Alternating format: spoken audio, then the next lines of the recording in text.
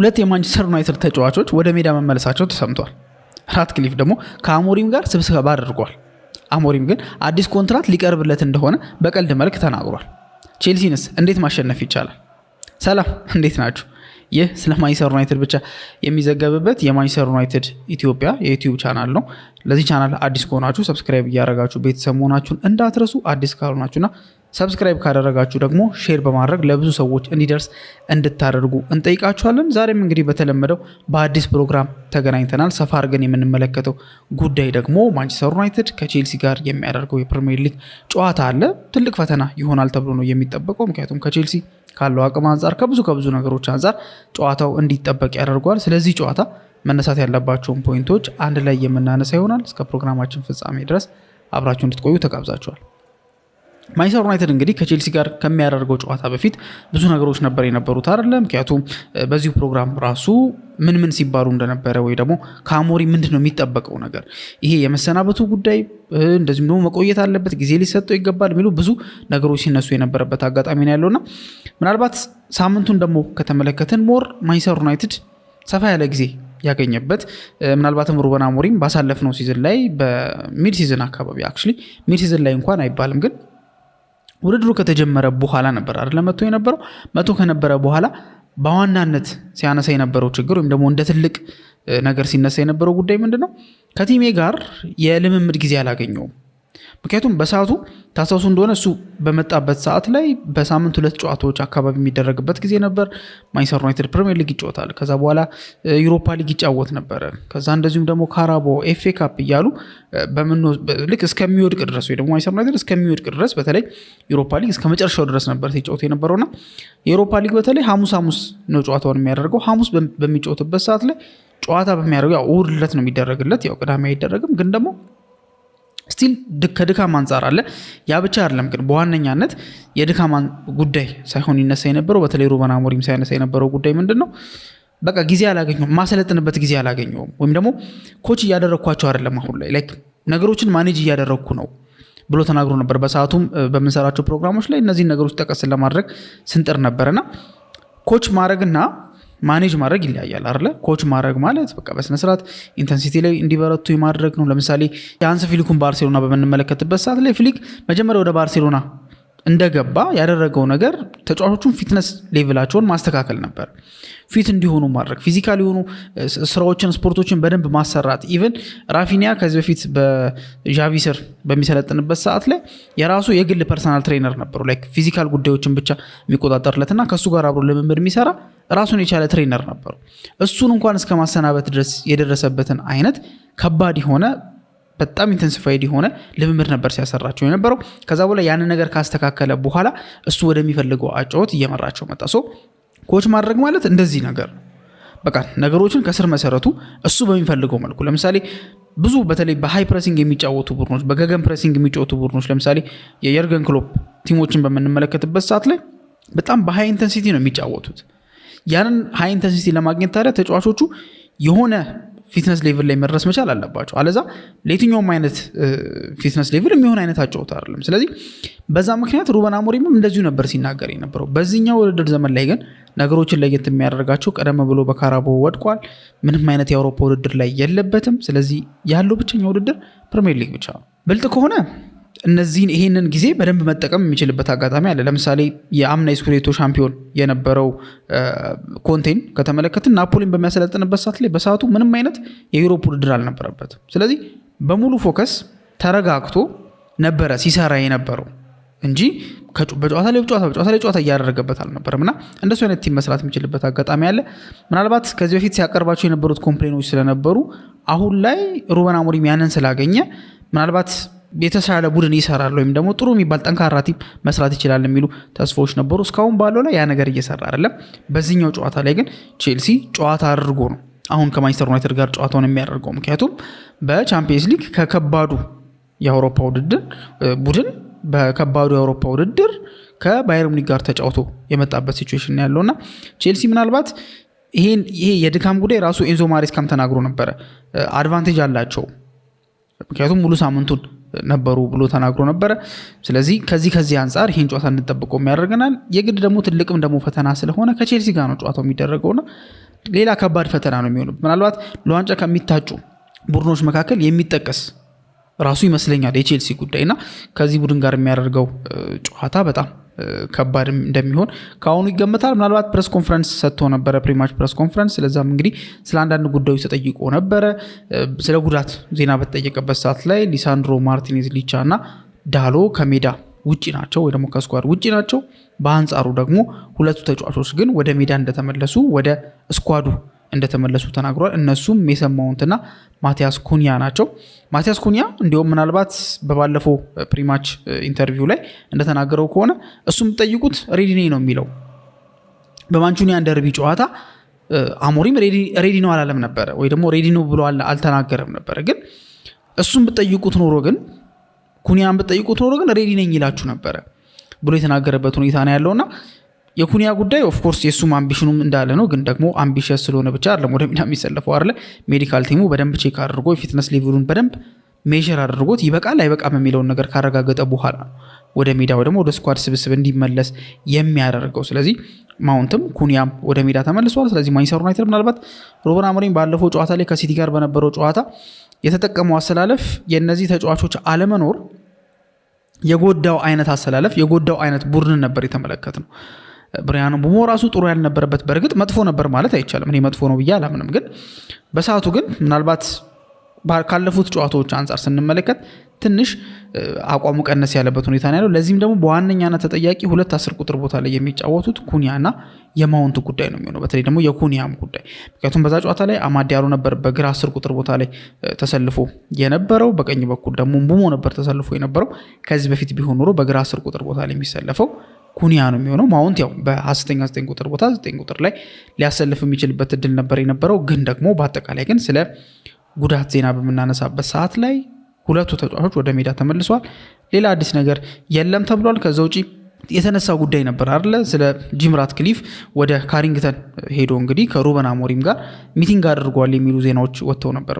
በዚህ ሰዓት ላይ ከሚዲያ መደበቅ የማይቻልበት ሲቹዌሽን ነው ያለውና በሚገባ ልክ በቃ ሊሄድ አስቧል እና ሄዷል ሲባል ከብዙ ኒውስ አውትሌቶች ነበረ ያን ነገር ስንከታተል የነበረው። እንደተባለውም ጂም ራትክሊፍ ሄዶ አነጋግሮታል። ሚቲንግ ነበራቸው። ይህንንም ቀጥታ ጠይቀውት ነበረ። ሲጠይቁትም እሱም የደበቀው ነገር የለም ማለት ያው መምጣቱን አልደበቀም፣ ምክንያቱም መደበቅ አይችልም። ግን ደግሞ ምንድን የተነጋገራችሁት ተብሎ ሲጠየቅ በቀልድ መልክ ነበር የጀመረው። አይ አዲስ ኮንትራት ሊያቀርብልኝ ስለፈለገ ነበር የመጣው፣ እንደሱ አይነት ሚቲንግ ነበር ብሎ እንደ ቀልድ ነገር ተናግሮ ነበር። ከዛ በኋላ ግን በቃ እንደዚህ የተለመደ አይነት ካዥዋል ሚቲንግ ነው፣ አንድ አሰሪና ሰራተኛ ሊያደርጉት የሚችለው አይነት ካዥዋል ወይ ደግሞ የተለመደ አይነት ሚቲንግ ነው እንጂ ምንም አይነት የተለየ ነገር አይደለም ብሎ የተናገረበት አጋጣሚ ነበር የነበረው። ግን ደግሞ ምናልባት ከዛ በኋላ ግን ብዙ የወጡ መረጃዎች አሉ። ምናልባት ፕሬስ ኮንፈረንሱ በዚህ መልኩ ነው እሱ የመለሰው። ቀጣይ ደግሞ የምናደርገው ርዕስ ስለዛ ጉዳይ ነው የሚሆነው፣ ምን ተባብለዋል ወደሚለው ጉዳይ በምናልፍበት ሰዓት ላይ ማለት ነው። ሶ ፕሬስ ኮንፈረንሱ ያው ረጅም የሚባል አልነበረም፣ ግን ደግሞ የተለያዩ ነገሮችን አንስተዋል። ከነዛ መካከል ግን ያው ያወያዩናል ብዬ ያሰብኳቸውን ነው ያመጣሁት። ወደ ቀጣይ ቶፒኮቻችን በምናልፍበት ሰዓት ላይ አሁን መጨረሻ አካባቢ ላይ በፕሬስ ኮንፈረንሱ መዝጊያ ላይ አንድ ያልኳችሁ ነገር አለ አይደለ? ያ ምንድን ነው? ሰር ጂም ራትክሊፍ ሚቲንግ አድርጓል። ከሱ ጋር ሄዶ ሩበን አሞሪም ጋር ንግግር አድርጓል ወይም ደግሞ ተወያይተዋል።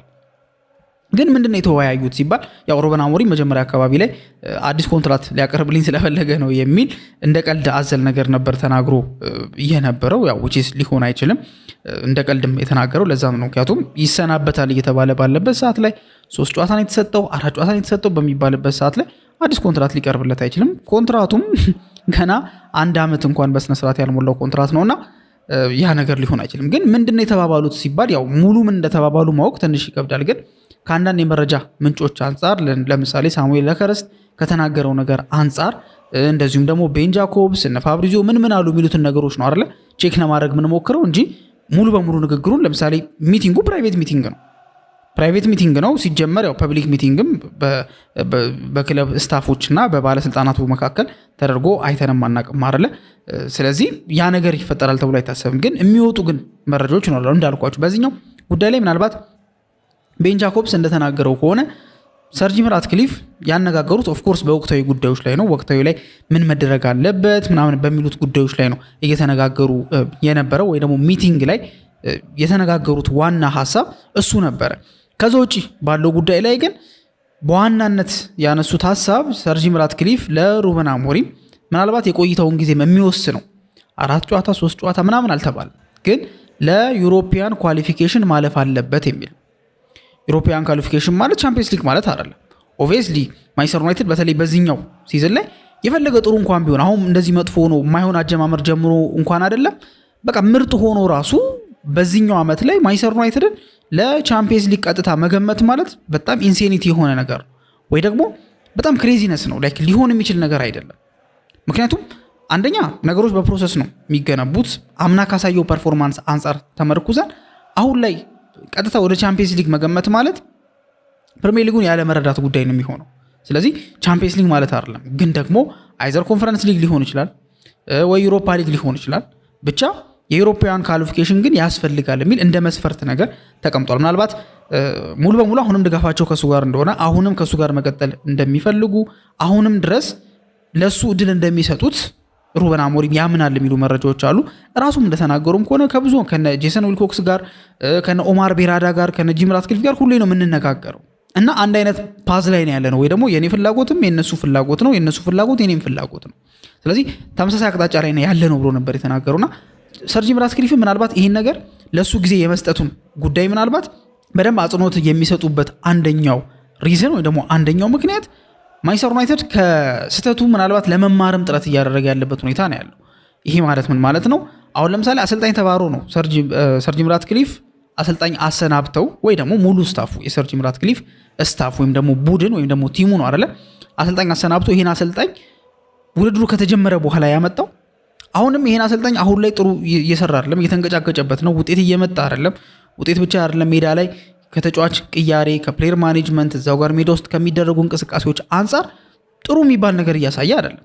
ስለዚህ ምናልባት እንደ አምናው ከተወሰደ አሁንም ሊያባሩ የሚችሉበት እድል ያለበት ሁኔታ ነው የሚመስለው።